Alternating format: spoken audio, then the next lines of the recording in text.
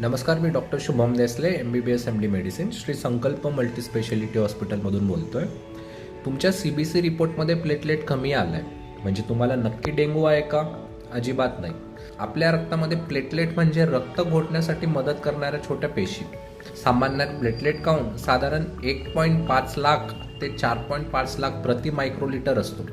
त्यापेक्षा कमी असल्यास त्याला थ्रोम्बोसाइटोपेनिया म्हणतात. प्लेटलेट कमी होण्याची अनेक कारणे असू शकतात.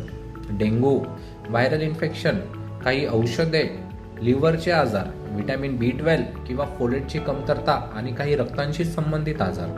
पण लक्षात ठेवा, फक्त प्लेटलेट कमी आहे म्हणून घाबरण्याची गरज नाही. किती कमी आहे, ते किती वेगाने कमी होत आहेत आणि रुग्णाला कुठून ब्लिडिंग किंवा हिमोरेज असं होतंय का, हे जास्त महत्त्वाचं.